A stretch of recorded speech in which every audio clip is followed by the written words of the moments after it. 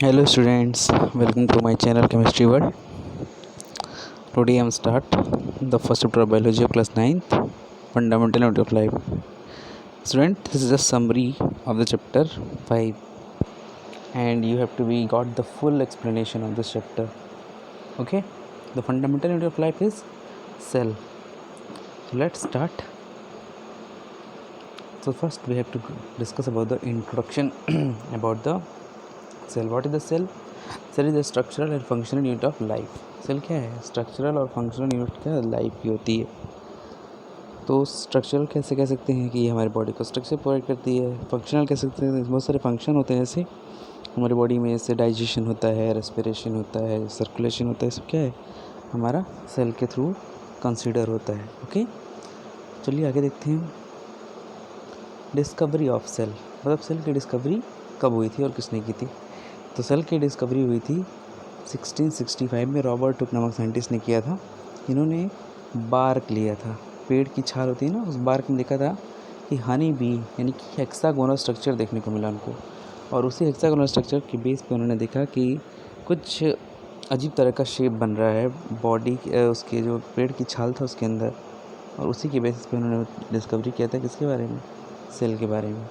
आगे चल के मिस्टर रॉबर्ट ब्राउन ने 1831 में न्यूक्लियस, सेल के अंदर जो उसका मेन पार्ट होता है, ब्रेन जो होता है, न्यूक्लियस, उसकी डिस्कवरी किया था. Okay, so let's discuss the next topic, cell theory. Cell theory is the most important topic of this chapter. Cell theory state that all living organism are composed of cell, मतलब सभी के सभी जितने living organism हैं वो cell से बने होते हैं. सेल हमारी बॉडी की फंडामेंटल यूनिट होती है और जितने भी न्यू सेल होते हैं वो अपने पुराने सेल के द्वारा ही बनते हैं. जैसे क्या होता है ना कि जैसे पुरानी सेल जब डेड होती है तो वो उसी जगह पर नए सेल का फॉर्मेशन हो जाता है.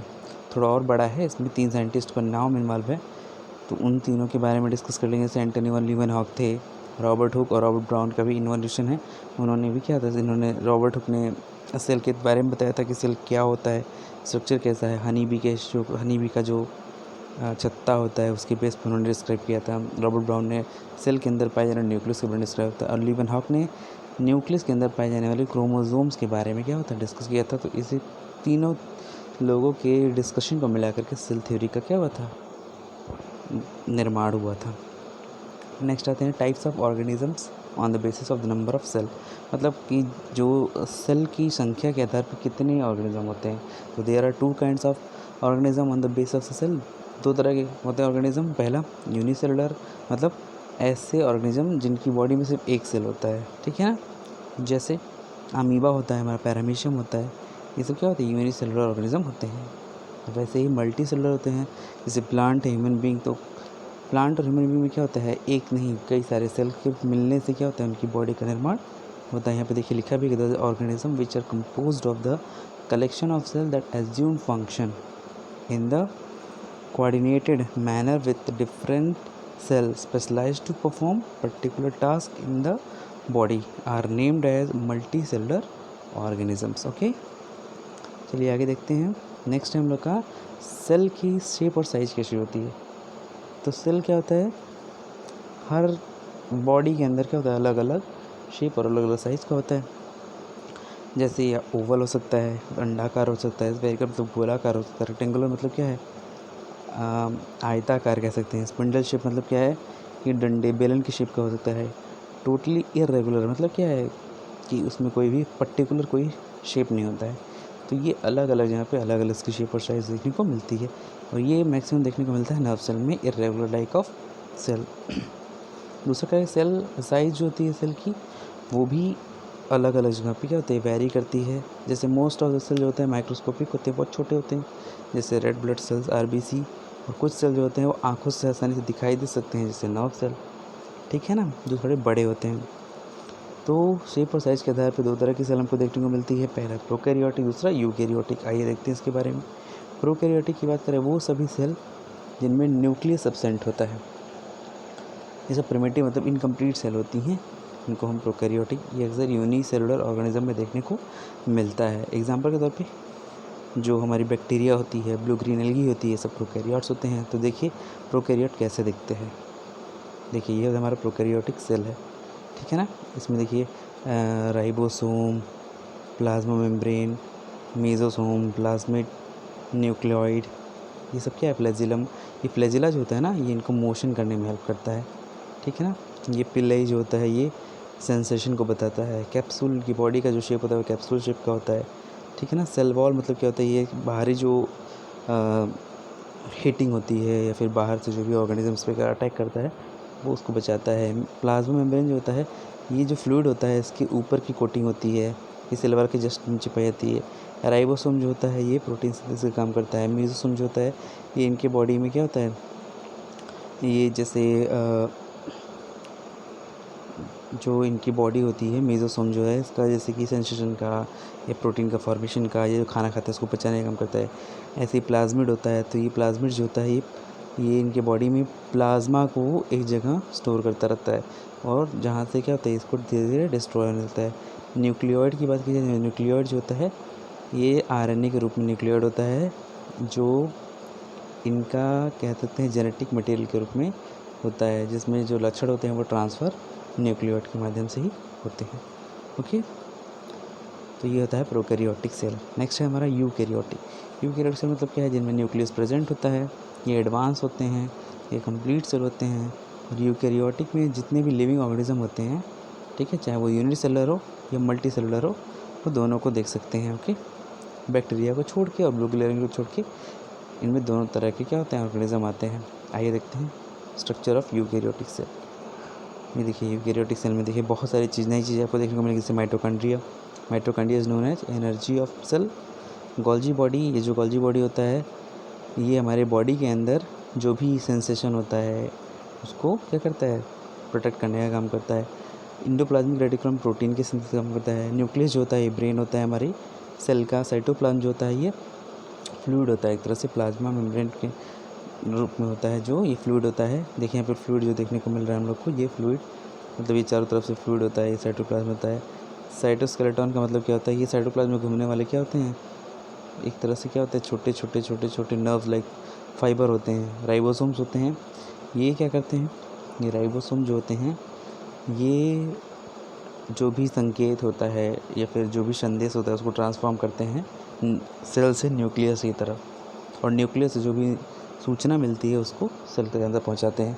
लाइसोसोम जो होता है ये बॉडी में होने वाले जो हानिकारक हार्मोनल एक्टिविटी होती है उसको रोकता है, ठीक है ना। तो ये होता है यूकैरियोटिक सेल। आइए नेक्स्ट देखते हैं, what is the difference between prokaryotic and eukaryotic cell. तो यहाँ पे देखिए सबसे पहला डिफरेंस है साइज़ में। तो कह रहा है कि जो साइज़ होती है प्रोकैरियोटिक सेल की वो 1 से 10 मिलीमीटर होती है और यूकैरियोटिक की 5 से 100 मिलीमीटर में होती है। तो यहाँ पे देखिए साइज़ ही छोटी बड़ी का पता लगता है, ये बहुत छोटी होती है, ये बहुत बड़ी होती है। दूसरा सबसे मेन जो है टर्म, उसमें क्या है, न्यूक्लियस इसमें क्या होता है, एब्सेंट होता है, और यूकैरियोटिक में न्यूक्लियस प्रेजेंट होता है। प्रोकैरियोटिक सेल में जो क्रोमोसोम होता है वो सिंगल होता है और इनमें एक से ज़्यादा होते हैं। जो हमारा प्रोकैरियोटिक सेल है, जब न्यूक्लियस प्रेजेंट तो न्यूक्लियोलस तो होगा ही नहीं, तो न्यूक्लियोलस एब्सेंट होता है, जबकि इसमें न्यूक्लियोलस प्रेजेंट होता है। फिफ्थ पोजीशन पे कह रहा है कि membrane bound cell organelles are absent. इसमें जो भी मेम्ब्रेन होता है जो सेल को बाउंड करती है वो एब्सेंट होता है, और इनमें जो सेल को बाउंड, जैसे mitochondria, plastid, endoplasmic reticulum, Golgi apparatus, ये सब क्या होते हैं, पाए जाते हैं, इनमें नहीं पाए जाते हैं। लास्ट कर है इसमें सेल डिवीजन जो होता है वो फिशन या बडिंग के थ्रू होता है। फिशन मतलब क्या है कि एक सेल जो होती है, ठीक है, ये एक सेल है, तो ये एक सेल क्या होगी, धीरे धीरे अपने ही अंदर क्या होती है, टूटने मतलब क्या होती है, अपने आप फ्लूइड को डिवाइड करती है, और फ्लूइड को डिवाइड करने के बाद से क्या होती है, जैसे 2 सेल में टूट जाती है, इसको हम फिशन कहते हैं। बडिंग का मतलब क्या है कि जैसे मान लीजिए कोई ऑर्गेनिजम्स है, जैसे मान लीजिए हमारा ईस्ट है, तो ईस्ट क्या करता है, अपनी बॉडी में ही छोटे छोटे छोटे छोटे छोटे छोटे क्या करता है, बर्ड का फॉर्मेशन करता है, और यही बर्ड जब टूट करके गिरते हैं तो नए ईस्ट का फॉर्मेशन हो जाता है, ठीक है ना। तो इसी को हम बडिंग कहते हैं। लेकिन यहाँ पे जो हमारा यूकैरियोटिक सेल होता है, इनमें सेल डिवीज़न जो होता है बहुत बड़ा होता है। इसमें 2 तरह का होता है, माइटोटिक और मियोटिक। माइटोटिक जो होता है सेल डिवीज़न, ये सेल डिवीज़न जो होता है वो 5 स्टेप में होता है, ठीक है ना। ये थोड़ा छोटा होता है, ये फटाफट इनमें एक सेल से 2 सेल बनती है, ठीक है ना। और जो हमारा मियोटिक होता है सेल डिवीज़न, उसमें क्या होती है, उसमें जो 2 सेल होते, एक जो 2 सेल निकलते हैं, इसमें से क्या होती है, इससे हमें 4 सेल मिलती हैं, ठीक है ना। यानी पहले वाले में 1 से 2 और दूसरे वाले में 2 से 4 हमको सेल डिवीजन के थ्रू कोशिकाएँ मिलती हैं, ठीक है ना। नेक्स्ट आइए स्ट्रक्चर ऑफ सेल के बारे में। अब मेन हम लोग स्ट्रक्चर्स मेन हम लोग को पढ़ना है चैप्टर में टॉपिक, उसको देखते हैं। स्ट्रक्चर ऑफ सेल क्या है? Cell generally composed of 3 basic component, cell wall जिसको प्लाज्मा मेम्ब्रेन कहते हैं या फिर सेल मेम्ब्रेन भी कहते हैं, दूसरा होता है न्यूक्लियस और तीसरा होता है हमारा साइटोप्लाज्म जो फ्लूइड होता है, जो भी डिस्कस कर रहे थे। तो आइए देखते हैं। तो यहाँ पे उसको जानने से पहले देख लीजिए स्ट्रक्चर ऑफ प्लांट और एनिमल। सबसे मेन डिफरेंस इसमें क्या होता है कि प्लांट में क्लोरोप्लास्ट पाया जाता है, एनिमल में नहीं पाया जाता है। बाकी मैक्सिमम चीज़ें जो होती हैं प्लांट सेल और एनिमल सेल में कॉमन होती हैं, ठीक है ना। जैसे इसमें देखिए, इसमें भी रफ एंडोप्लाज्मिक रेटिकुलम होता है, इसमें भी रफ और स्मूथ दोनों तरफ के एंडोप्लाज्मिक रेटिकुलम होते हैं। साइटोप्लाज्म इसमें भी होता है, साइटोप्लाज्म में भी होता है। बस इसमें क्या होता है, क्लोरोप्लास्ट नहीं होता है और एक और चीज़ नहीं होता है, वो है सेल वॉल। इनमें सेल वॉल भी नहीं पाया जाता है। किसमें? एनिमल सेल में सेल वॉल नहीं पाया जाता है, ठीक है ना। और थोड़ा स्ट्रक्चर भी देखिए, दोनों में डिफरेंस है। सेल वॉल की वजह से इसका एक प्रॉपर स्ट्रक्चर बनता है और जबकि एनिमल सेल का प्रॉपर स्ट्रक्चर नहीं बनता है। तो चलिए यहाँ पे देखते हैं सेल मेम्ब्रेन और प्लाज्मा मेम्ब्रेन के बारे में। प्लाज्मा मेम्ब्रेन क्या होता है? एक तरह की कवरिंग होती है जैसे सेल वॉल की तरह। वो क्या करती है, बाहरी वातावरण से सेल को बचाती है। ये लिविंग पार्ट ऑफ सेल होती है जो सेल के अंदर प्लांट और एनिमल दोनों में पाई जाती है। ये बहुत ही पतली होती है, ठीक है ना, और इलास्टिक, थोड़ा सेंसिटिविटी को जो क्या होती है ये एब्जॉर्ब करती है बाहर से। मान लीजिए पानी को एब्जॉर्ब करना बाहर से, और भी जो भी सेंसिटिविटी होती है उसको एब्जॉर्ब करता है, इसीलिए थोड़ा इलास्टिक होता है ये। और it is composed in lipid, और ये करता है लिपिड और प्रोटीन को कंपोज्ड करता है, ठीक है ना। इसका फंक्शन क्या होता है? ये एक तरह की सेमी परमेबल मेम्ब्रेन होती है जो फ्लो ऑफ लिमिट सब्सटेंस को बाहर और अंदर आने में क्या करता है, अलाउ करता है। नेक्स्ट आइए देखते हैं सेल वॉल। सेल वॉल क्या होता है? ये नॉन लिविंग होता है, ये बहुत मोटा होता है, ये फ्रीली परमिएबल कवरिंग मेडअप होता है। मतलब क्या है, ये सेलुलोज से बना होता है और इनमें कोई भी चीज़ें क्या होती हैं, आ जा नहीं सकती हैं, ठीक है ना। ये यूकैरियोटिक प्लांट सेल में देखने को मिलता है और कभी कभी एक्सेप्शन है, बैक्टीरिया और ब्लू ग्रेन्यूल को छोड़ के प्रोकैरियोटिक सेल में देखने को मिलता है। इसका फंक्शन क्या होता है? ये कठोरता प्रदान करता है प्लांट सेल को और ये प्लाज्मा मेम्ब्रेन को सुरक्षित रखता है। ये सेल को सूखा होने से बचाता है और इसकी हेल्प से क्या होता है, बहुत ही सब्सटेंस जो होते हैं सेल के अंदर बाहर जो होते हैं वो ट्रांसफ़र होते हैं। नेक्स्ट हमारा न्यूक्लियस। न्यूक्लियस क्या होता है? एक स्फेरिकल ऑर्गेनल्स होता है जिसमें दो मेम्ब्रेन से बाउंडेड होता है, जिसको हम न्यूक्लियर इन्वेलप के नाम से जानते हैं और इनमें न्यूक्लियर पोर के रूप में इसको जानते हैं। ये फ्लूइड जो होता है इनके अंदर जो पाया जाता है इसी को न्यूक्लियोप्लाज्म कहते हैं। न्यूक्लियस के अंदर जो फ्लूइड प्रेजेंट होती है ना, इसको हम न्यूक्लियोप्लाज्म कहते हैं। तो भी क्वेश्चन आया था ना कि न्यूक्लियोप्लाज्म जो होता है प्रोकैरियोट में एब्सेंट होता है। जब न्यूक्लियस ही नहीं है तो न्यूक्लियोप्लाज्म कहाँ से होगा, ठीक है ना। नेक्स्ट कह रहा है कि न्यूक्लियस जो होता है वो कंटेन करता है क्रोमोसोम को, ठीक है ना, और यही हमारा जेनेटिक फॉर्मेशन का सेंटर होता है जहाँ पे जीन वगैरह जो होती हैं वो ट्रांसफ़र होती हैं और यहीं से हमारा जेनेटिक जो भी लक्षण होते हैं वो हमको देखने को मिलते हैं। नेक्स्ट क्लास में आपको डिस्कस किया जाएगा। इसका फंक्शन क्या होता है कि न्यूक्लियस जो होता है वो सभी मेटाबॉलिक एक्टिविटीज़ जो सेल के अंदर होती है उसको क्या करता है, कंट्रोल करता है। ये सेल साइकिल को रेगुलेट, मतलब सेल साइकिल जो है सेल डिवीजन होता है उसको रेगुलेट करता है। न्यूक्लियस जो होता है वो एक तरह से जीन का स्टोर हाउस होता है जो पेरेंट्स के जो ऑफस्प्रिंग जो बच्चे होते हैं उनके अंदर उनके लक्षणों का आदान प्रदान करने में हेल्प करता है। नेक्स्ट देखिए साइटोप्लाज्म।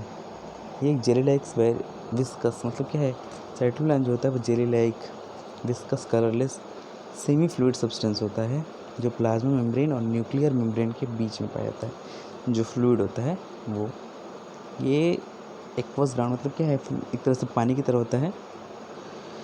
तो इनमें जो सेल ऑर्गेनल्स होते हैं वो क्या होते हैं, तैरते रहते हैं, ठीक है ना। और इनमें कुछ चीज़ें स्टोर होती हैं जैसे स्टार्च, ग्लाइकोजन, लिपिड, ये सब क्या होती हैं, इस साइटोप्लाज्म में क्या होते हैं, स्टोर होती हैं। तो सेल इनको एब्जॉर्ब कर लेता है सेल डिवीजन के दौरान और जब फूड का जो क्या होता है डाइजेशन होता है उसके दौरान, ठीक है ना। नेक्स्ट हमारे प्रोटोप्लाज्म की बात कर रहे हैं साइटोप्लाज्म कि ये एक तरह से क्या होता है, बहुत सारे केमिकल को एब्जॉर्ब करता है, स्टोर करता है, जैसे अमीनो एसिड है, प्रोटीन है, शुगर है, विटामिन। ये साइटोप्लाज्म के अंदर क्या होते हैं, स्टोर होते हैं।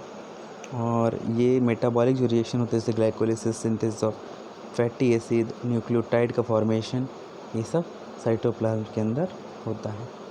नेक्स्ट देखो, सेल ऑर्गेनल्स कहते हैं। कह रहे हैं कि जो सेल होता है उसमें बहुत सारे ऑर्गेनल्स होते हैं छोटे छोटे, उनका फंक्शन देखते हैं और उनके बारे में देखते हैं। सबसे पहला होता है हमारा गाल्जी अपरेटस। गाल्जी अपरेटस क्या होता है, ये गाल्जी अपरेटस एक सेट में पाया जाता है। छोटे छोटे इनमें वेसिकल्स होते हैं, वोक्यूल्स होती है, फ्लैटेंट मतलब क्लोज सैक होता है, ठीक है ना। तो इसका फंक्शन ये होता है कि ये जो सब्सटेंस जो होते हैं यूज़ हो चुके होते हैं उनको फिर से रीयूज़ करता है, ठीक है ना। और ये सेल वॉल को मान लीजिए सेल वॉल जो है इसमें कोई डैमेज हो गया है, प्लाज्मा मेम्ब्रेन में कुछ डैमेज हो गया है, तो उसको पुनर्निर्माण करने में सहायता करता है। गाल्जी अपरेटस कहा जाएगा एक तरह का ये सेल का क्या होता है, मिस्त्री होता है। मिस्त्री हिंदी में कहते हैं, इंग्लिश में तो खैर कुछ कहते होंगे, याद नहीं आ रहा है एग्जैक्टली। नेक्स्ट है हमारा एंडोप्लाज्मिक रेटिकुलम।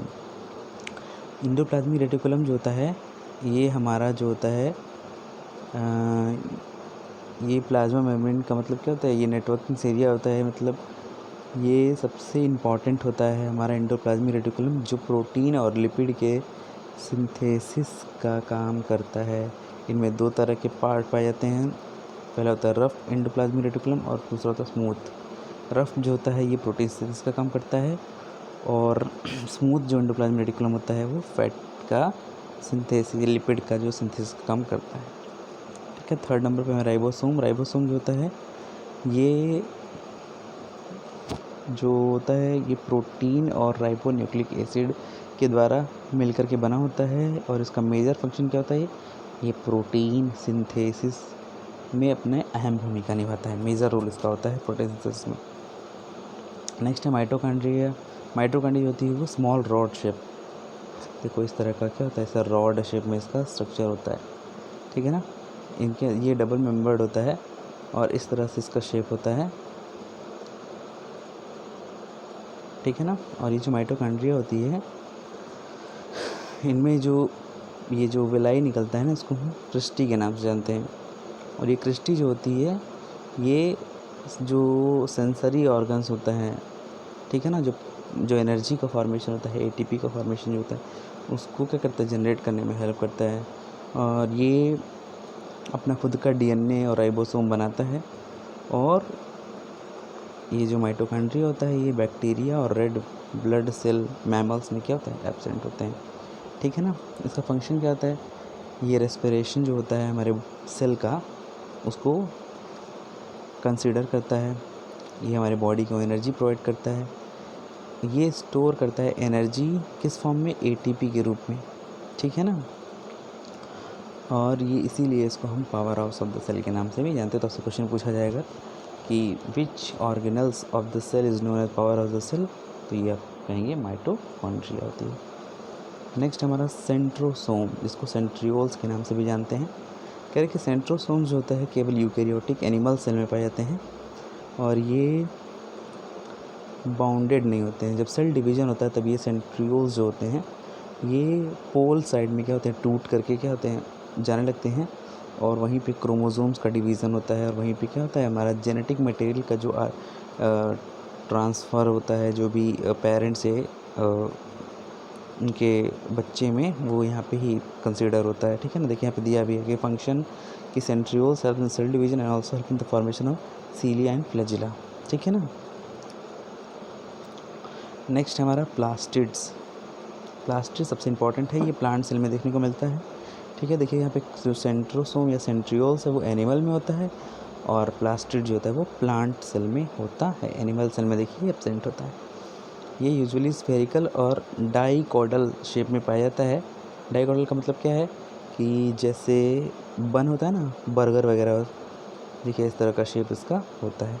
किसका, प्लास्टिड का। कह रहा है कि इसका भी खुद का अपना डीएनए और राइबोसोम होता है, और ये 3 टाइप के होते हैं। पहला होता है क्लोरोप्लास्ट, दूसरा होता है क्रोमोप्लास्ट, तीसरा होता है हमारा ल्यूकोप्लास्ट।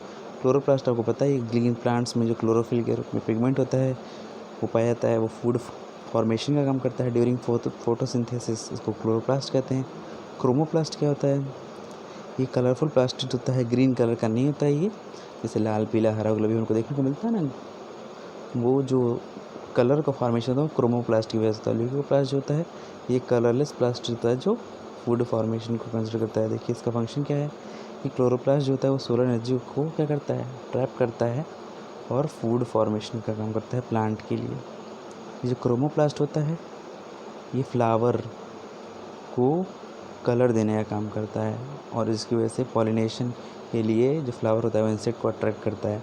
और ल्यूकोप्लास्ट जो होता है वो स्टार्च, प्रोटीन और फूड को क्या करता है, स्टोरेज के रूप में काम करता है।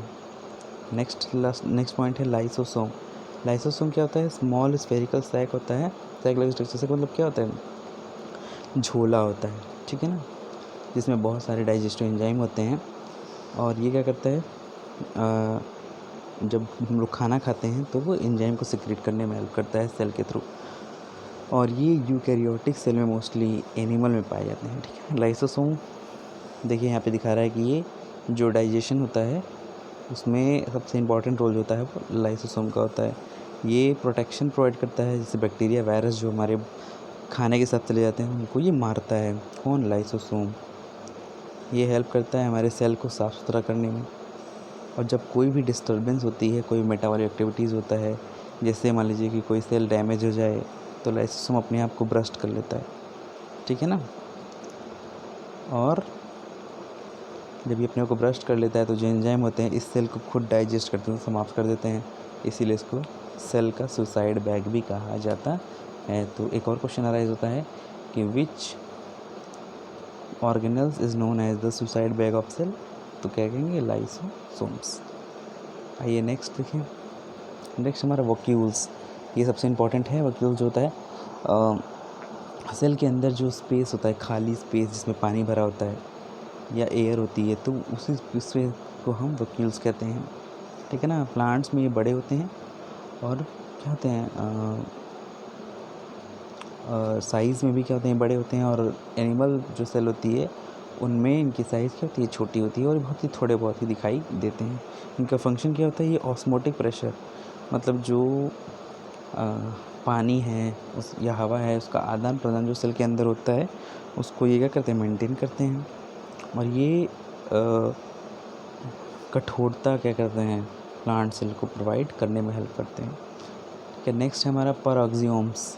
पैराक्सियोम्स होता है ये स्मॉल स्फेरिकल ऑर्गेनल्स होते हैं जो ऑक्सीडेटिव एंजाइम को कंटेन करते हैं, ठीक है ना। और ये सिंगल मेम्ब्रेन के थ्रू बॉन्डेड होते हैं और ये कहाँ पाए जाते हैं? किडनी और लीवर सेल के अंदर। इनका काम क्या होता है? ये ऑक्सीडेटिव रिएक्शन जैसे डिटॉक्सिकेशन, रिमूवल ऑफ टॉक्सिस, कोई जहर खा लेते हैं ना तो जहर जो होता है सेल के अंदर फैल जाता है, तो ये पैराक्सियोम जो होते हैं वो करते हैं उस जहर को क्या करते हैं, रिमूव करने का काम करते हैं, ठीक है ना। फिर देखिए तो ये आपको समझ में आएगा ना डिटॉक्सिफिकेशन का मतलब। नेक्स्ट आता है हम लोग एनिमल सेल और प्लांट सेल में क्या अंतर होता है, सबसे कॉमन।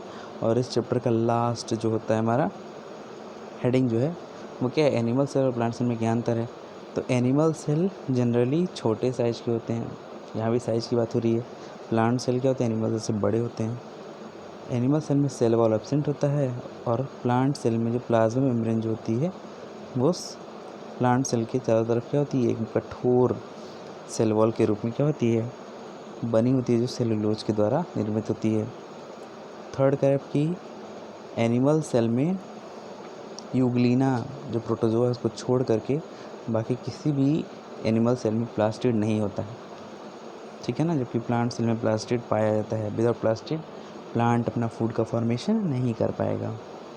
नेक्स्ट है कि जो वोक्यूल होते हैं एनिमल सेल में वो छोटे होते हैं और टेम्परेरी होते हैं, मतलब बहुत ही कम समय के लिए होते हैं। लेकिन जो एनिमल सेल होता है उनमें वोक्यूल जो होते हैं वो बड़े होते हैं और सबसे सेल के बीचों बीच पाए जाते हैं और ये परमानेंटली होते हैं, ये टेम्परेरी टाइप का नहीं होते हैं। नेक्स्ट एनिमल सेल में जो होता है वो उनका सेंट्रोसोम और सेंट्रियोल्स पाए जाते हैं, जबकि प्लांट सेल में सेंट्रियोल्स क्या सेंट्रोसोम एब्सेंट होता है। तो स्टूडेंट्स सबसे इम्पोर्टेंट चीज़ क्या है इसमें, देखिए इसमें सबसे इम्पोर्टेंट चीज़ ये है कि प्लास्टिड जो होता है वो एब्सेंट होता है, यूग्लिना को छोड़ के।